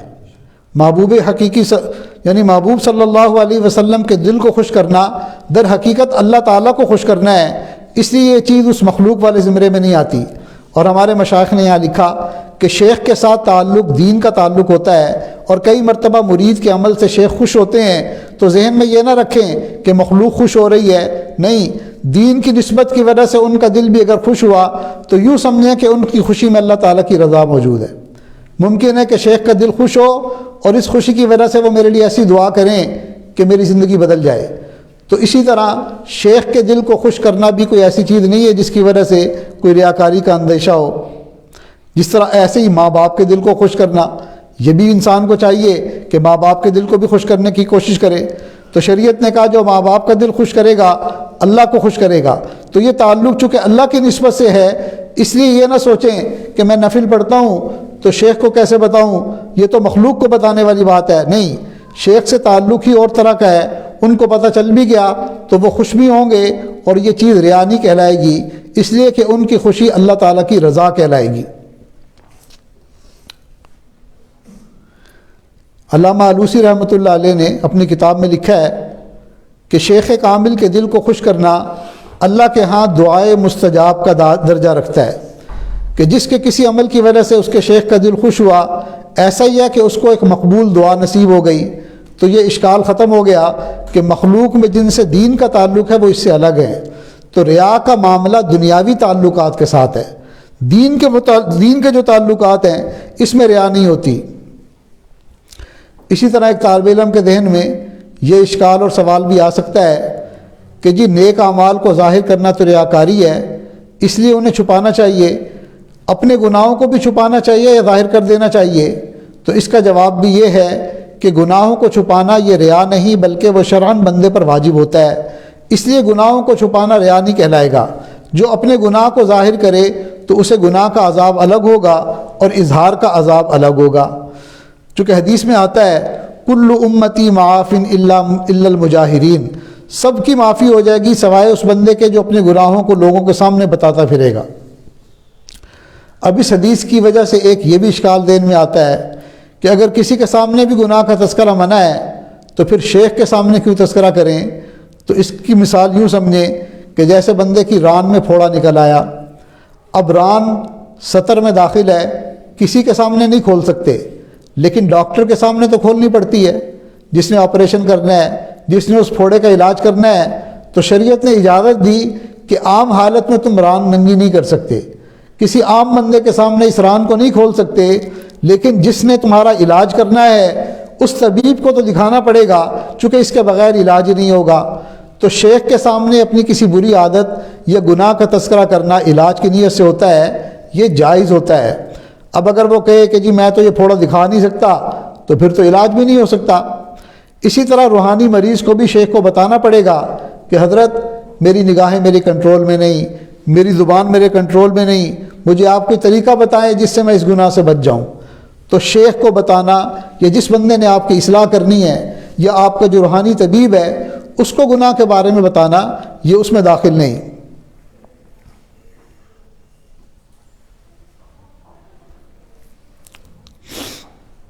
اب آخری بات جو آج کے بیان کے متعلق ہے اور لب لباب ہے، اللہ تعالیٰ کے ہاں ایک دستور ہے کہ جیسا گناہ ہے ویسی سزا ملے گی، جزاء من جنس العمل، جیسی کرنی ویسی بھرنی۔ چونکہ ریاکار دکھاوا کرتا ہے تو ریاکار کو جو عذاب ہوگا وہ بھی ایسے ہی ہوگا۔ سب سے پہلے نمبر پر اللہ تعالیٰ کی نظروں سے گر جانا۔ جس کی نظر خالق پر ہو اور وہ مخلوق کو بھول جاتا ہے اور جو لوگوں میں اپنی ایسی صفات ظاہر کرے جو اس میں نہ ہو، تو ایسا بندہ اللہ تعالیٰ کی نظر سے گر جاتا ہے۔ یعنی ریاکار بندہ اگر وہ اپنے عمل کو لوگوں کے لیے کرے گا اور لوگوں کے سامنے اپنی ایسی صفات ظاہر کرنے کی کوشش کرے گا جو اس میں نہیں، تو ایک وقت آئے گا کہ اگر اس نے اس گناہ سے توبہ نہ کی تو وہ اللہ تعالیٰ کی نظر سے گر جائے گا۔ تو یہ کتنی بڑی سزا ہے کہ مخلوق کی خاطر، مخلوق کی نظر میں اچھا بنتے بنتے انسان اللہ تعالیٰ کی نظر سے گر جائے۔ وَمَن يُهِنِ اللَّهُ فَمَا لَهُ مِن مُكْرِمٍ، اور اللہ تعالیٰ پھر جسے ذلیل کرنے پر آ جاتا ہے پھر اسے عزت دینے والا کوئی نہیں ہوتا۔ تو سوچئے کہ ریاکاری کی یہ کتنی سخت سزا ہے کہ ریاکار انسان مخلوق کی نظر میں اچھا بننا چاہتا ہے، اب سزا اسے یہ ملے گی کہ اللہ رب العزت کی نظر سے گر جائے گا۔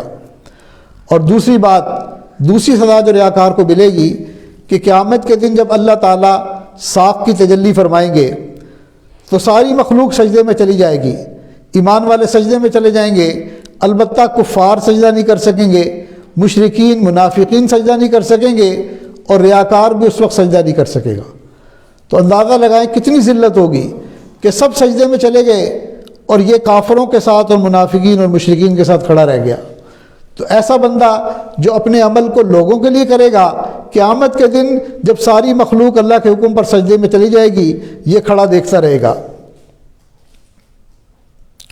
حدیث مبارکہ میں مسلم شریف کی روایت ہے، جو ریاکاری کے سجدے دنیا میں کیا کرتا تھا اس کی کمر سیدھی اکڑ جائے گی اور سجدہ کرنے پر قادر نہیں ہوگی، اللہ اس کو سجدہ کرنے کی توفیق ہی نہیں دیں گے۔ تو سجدے کرتا تھا لوگوں کو دکھانے کے لیے، آج سجدہ کرنے والوں میں اللہ اس کو شامل ہی نہیں کریں گے۔ اور تیسری سزا ریاکاروں کے گروپ میں داخلہ۔ حدیث پاک میں نبی علیہ السلام نے ارشاد فرمایا، جو بندہ تقریر کرے، خطبہ دے اور مقصد لوگوں کو متاثر کرنا اور لوگوں کی نظر میں بڑا خطیب بننا ہو اور لوگوں سے داد چاہنا اور نعرے لگوانا ہو، تو فرمایا اللہ قیامت کے دن اس کو ریاکاروں کی جگہ پر کھڑا فرمائیں گے۔ یعنی قیامت کے دن اللہ تعالیٰ ریاکاروں کا ایک الگ گروپ بنا کر اس میں کھڑا کریں گے، سب ریاکار لوگ ہیں۔ تو یہ کتنی بڑی سزا ہے کہ قیامت کے دن ریاکاروں کے گروہ میں شامل کر دیا جائے گا۔ اور سب سے چوتھی اور دردناک سزا کہ جو انسان اچھا بننے کے لیے دنیا میں لوگوں کو اپنی نیکیاں دکھاتا ہے، اللہ اس کو یہ سزا دیں گے کہ قیامت کے دن ساری مخلوق کے سامنے اللہ اس کے عیبوں کو کھولیں گے، اللہ تعالیٰ اس کو رسوا کریں گے۔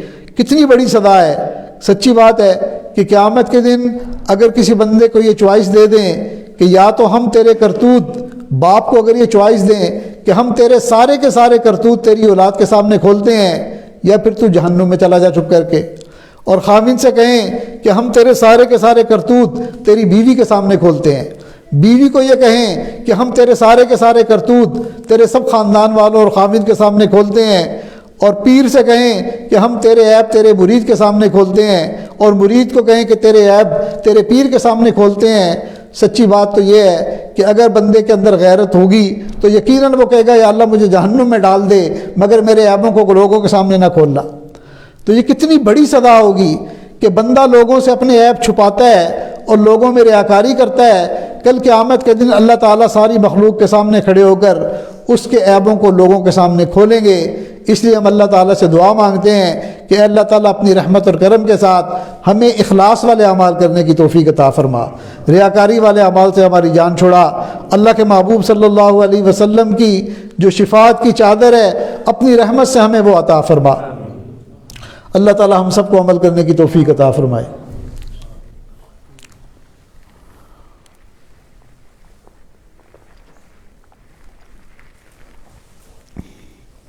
تھوڑی دیر کے لیے اللہ تعالیٰ کی یاد میں آنکھیں بند کر دیجیے۔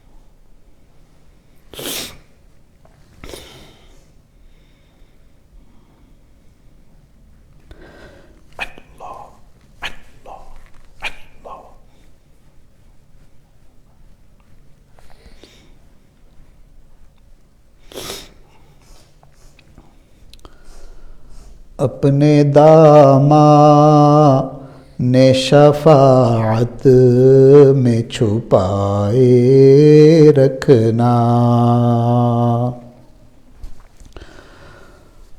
اپنے داماں نے شفاعت میں چھپائے رکھنا، میرے سرکار میری بات بنائے رکھنا، اپنے داماں نے شفاعت میں چھپائے رکھنا، میرے سرکار میری بات بنائے رکھنا، میں نے مانا کہ گناہ گار ہوں پر آپ کا ہوں، میں نے مانا کہ گناہ گار ہوں پر آپ کا ہوں، اس گناہ گار سے سرکار نبھائے رکھنا، اپنے داماں نے شفاعت میں چھپائے رکھنا، میرے سرکار میری بات بنائے رکھنا، ذرہ خاک کو خورشید بنانے والے، ذرہ خاک کو خورشید بنانے والے، خاک ہوں میں مجھے قدموں سے لگائے رکھنا، ذرۂ خاک کو خورشید بنانے والے، خاک ہوں میں مجھے قدموں سے لگائے رکھنا، اپنے دامن شفاعت میں چھپائے رکھنا، میرے سرکار میری بات بنائے رکھنا۔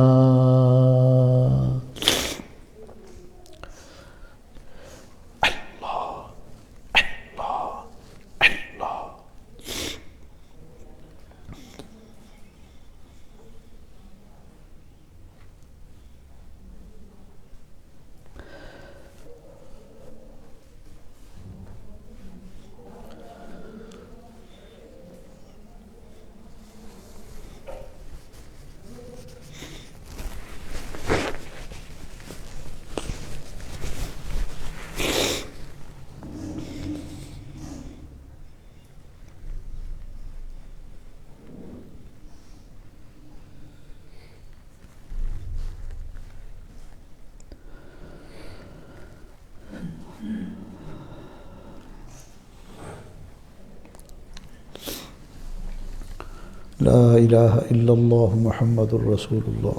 دعا کر لیجئے۔ الحمدللہ رب العالمین والعاقبۃ للمتقین والصلاة والسلام علی افضل الانبیاء والمرسلین،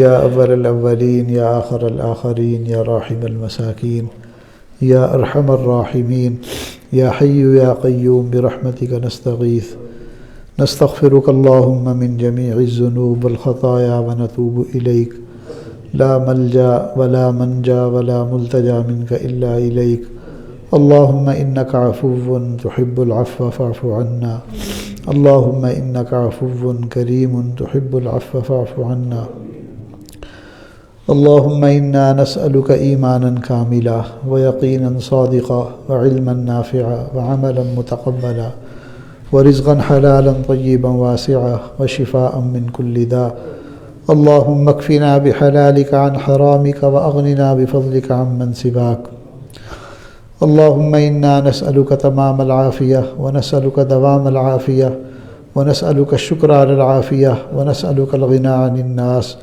ولا حول ولا قوة إلا بالله العلي العظيم۔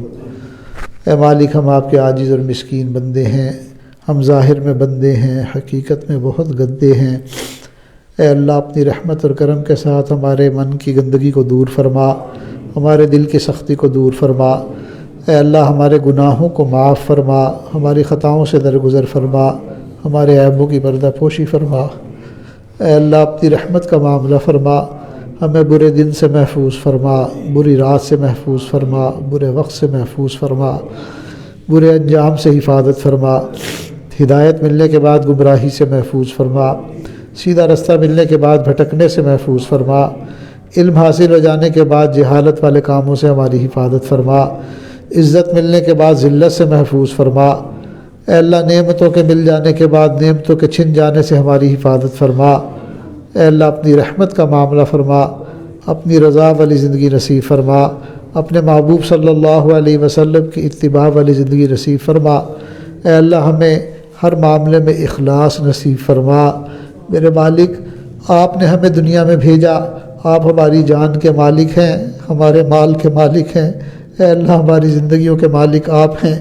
ہم نے زندگی میں جو بھی نعمت پائی، جو بھی نعمت ہمیں ملی اور جو نعمتیں ملیں گی وہ سب آپ ہی کی طرف سے ملی ہیں، آپ کی طرف سے ملیں گی۔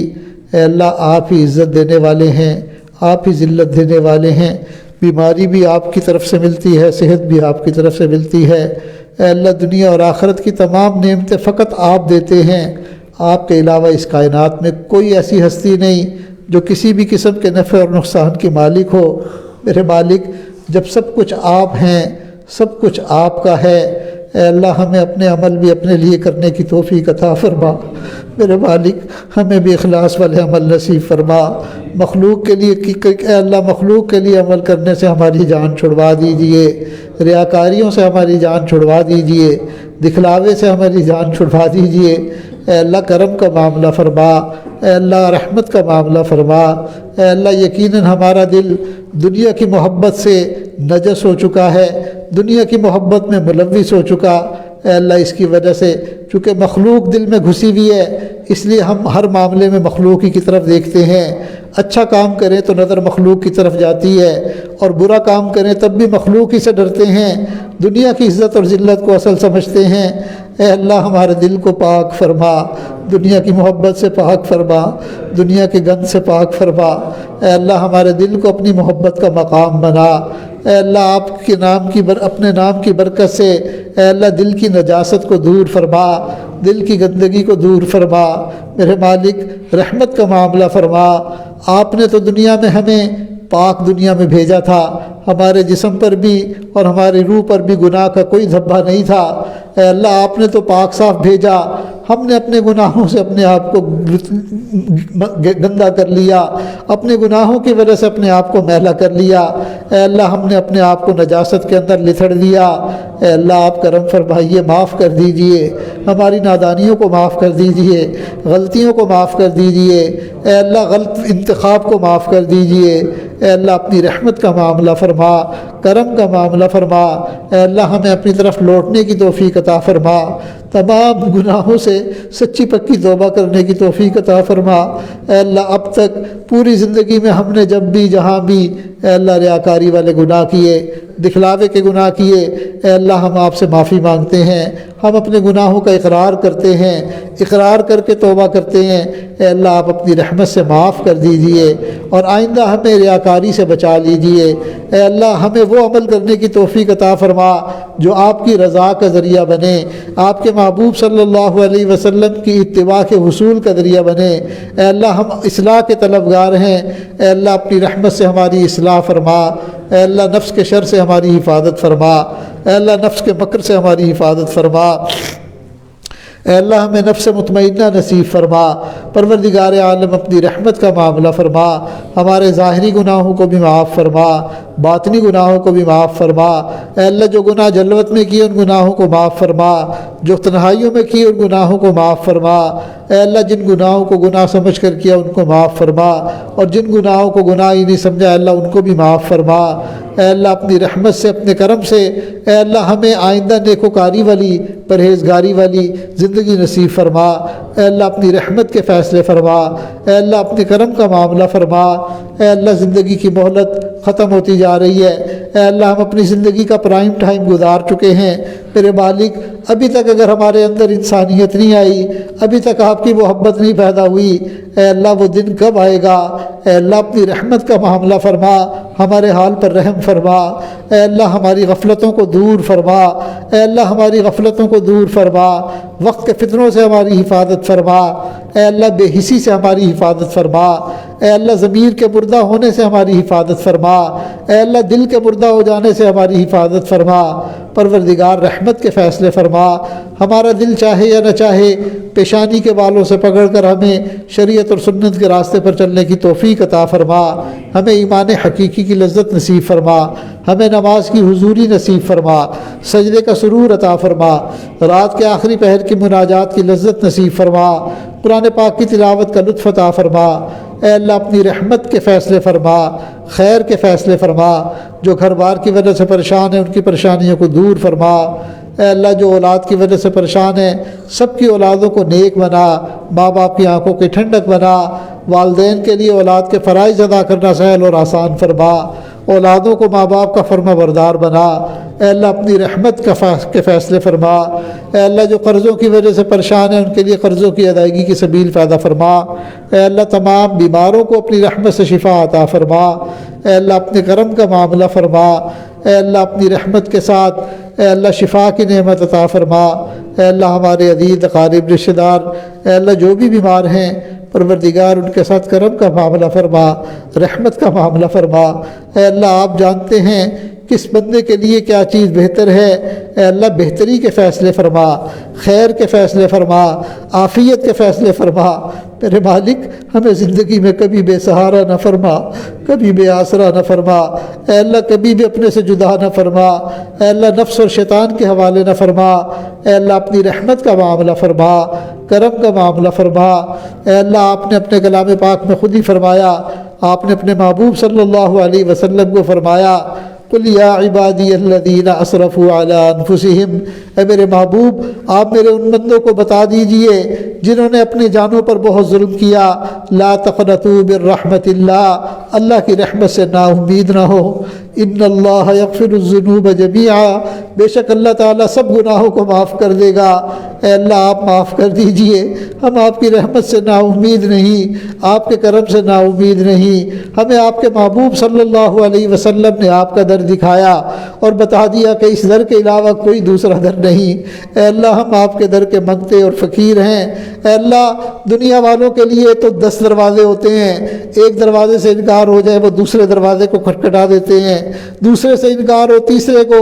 اے اللہ ہمارے لیے تو آپ کا ہی ایک در ہے، آپ ہی کے در سے لینا ہے۔ اے اللہ آپ ہی کرم فرما دیجئے، رحمت کا معاملہ فرمائیے۔ اے اللہ ہم اپنے گناہوں پر نادم اور شرمندہ ہو کر اے اللہ معافی مانگ رہے ہیں۔ اے اللہ آپ معاف کر دیجئے، ہر طرح کے گناہ معاف کر دیجئے، ہر لائن کے گناہ معاف کر دیجئے۔ اے اللہ جو گناہ جب کیا، جہاں بھی کیا، جس انداز میں کیا، ہمیں یاد ہے یا ہم بھول چکے ہیں، اے اللہ آپ معاف کر دیجئے۔ اور جن گناہوں کا تعلق حقوق العباد کے ساتھ ہے، ہم نے آپ کے کسی بندے کی حق تلفی کی، اس کو ستایا، اے اللہ وہ اب ہماری یادداشت سے نکل گیا، آپ کو سب پتہ ہے، آپ کے علم میں سب کچھ ہے۔ اے اللہ آپ معاف کروا دیجئے، آپ کرم فرما دیجئے۔ آپ لامحدود خزانوں کے مالک ہیں، آپ کے پاس دنیا اور آخرت کی بے انتہا نعمتیں ہیں۔ اے اللہ اپنے خزانوں سے ان کو عطا کر کے ہمارے حق میں ان کو راضی کر دیجئے۔ اے اللہ آج کی اس محفل میں ہمارے ساتھ آپ کے جس بندے نے جب کبھی کوئی زیادتی کی، اے اللہ آپ کی خاطر ہم ان کو معاف کرنے کا اعلان کرتے ہیں۔ اے اللہ ہمارے ساتھ زیادتی کرنے والے بہت تھوڑے ہیں، لیکن ہم نے جن لوگوں کے ساتھ زیادتی کی ہوگی اے اللہ وہ حق لینے والے بہت زیادہ ہیں۔ اے اللہ لیکن ہمارا معاملہ بھی تو آپ جیسے کریم پروردگار کے ساتھ ہے، سخی مالک کے ساتھ ہے۔ اے اللہ زیادہ حقداروں کو آپ اپنے بڑے خزانے سے عطا فرما سکتے ہیں۔ اے اللہ آپ دے کر ہمیں معاف کروا دیجئے، اور اے اللہ اپنی رحمت کا معاملہ فرمائیے، ہمیں دنیا اور آخرت کی شرمندگی سے بچا لیجئے، دنیا اور آخرت کی ذلت سے بچا لیجئے۔ اے اللہ ہماری جب تک زندگی ہے شریعت اور سنت کے مطابق اور دین کی خدمت کے ساتھ زندہ رہنے کی توفیق عطا فرمائیے، اور جب بھی جہاں بھی جس کا وقت آئے اے اللہ ایمان کی سلامتی کے ساتھ حسن خاتمہ مقدر فرما۔ اے اللہ کلمے والی موت مقدر فرما۔ میرے مالک ہمارے گناہوں کی وجہ سے ہمیں کلمے سے محروم نہ فرمانا، اے اللہ موت کے وقت ایمان سے محروم نہ کرنا۔ اے اللہ اپنی رضا کے ساتھ دنیا سے جانے کی توفیق عطا فرما۔ اے اللہ ہماری جو بھی عزیز ہیں، اے اللہ ہماری خالہ جان جو بہت زیادہ بیمار ہیں اور بہت ہی اس وقت ان کی حالت نازک ہے، وہ کئی مرتبہ ایک گھنٹوں کلمہ پڑھتی رہتی ہیں۔ اے اللہ اس کلمے کو اے اللہ اپنی رحمت سے اگر ان کا آخری وقت قریب ہے، اے اللہ اس کلمے کو ان کا آخری کلام بنا۔ اے اللہ ایمان کی سلامتی کے ساتھ دنیا سے جانے کی توفیق عطا فرما، اور اے اللہ اگر ان کے مقدر میں شفا ہے تو اے اللہ جلد عافیت کے ساتھ شفا عطا فرما، صحت اور تندرستی والی زندگی نصیب فرما، برکتوں والی زندگی نصیب فرما۔ اے اللہ جتنے بھی مریض ہسپتالوں میں ہیں یا اپنے گھروں کے اندر ہیں، اے اللہ سب کے ساتھ رحمت کا معاملہ فرما، کرم کا معاملہ فرما، اے اللہ عافیت کا معاملہ فرما، اے اللہ حسن خاتمہ مقدر فرما، اے اللہ اپنی رحمت کے فیصلے فرما، کرم کا معاملہ فرما۔ اے اللہ اے اللہ ہم اپنے پروردگار عالم ہمیں مانگنا نہیں آتا، ہم نہیں جانتے ہماری آخرت میں آگے کون کون سی گھاٹیاں ہیں، ہمارا سفر بہت لمبا ہے، ہمارا توشہ ہمارے پاس بہت تھوڑا ہے، زاد راہ بہت تھوڑا ہے۔ اے اللہ ہم فقیر ہیں، اے اللہ آپ کے سامنے جھولی پھیلا کر بیٹھے ہوئے ہیں۔ اے اللہ آپ کرم فرما دیجئے، رحمت فرما دیجئے، محرومی سے بچا لیجئے۔ اے اللہ ہمیں اپنی رحمت اور کرم کے ساتھ شقاوت اور بدبختی سے بچا لیجئے، ہمیں ازلی اور ابدی سعادتیں عطا فرما، رحمت کے فیصلے فرما۔ فرما۔ اے اللہ جتنے بھی دوست احباب مرد یا عورتیں دعا میں شامل ہیں، دلوں کے اندر جو بھی نیک تمنائیں ہیں ان کو پورا فرما، نیک مقاصد کی تکمیل فرما، الجھے ہوئے کاموں کو اپنی رحمت سے سلجھا، اٹکے ہوئے کاموں کا ہونا آسان فرما۔ ربنا تقبل منا انك انت السميع العليم وتب علينا انك انت التواب الرحيم وصلى الله تعالى على خير خلقه سيدنا محمد وآله وأصحابه أجمعين برحمتك يا أرحم الراحمين۔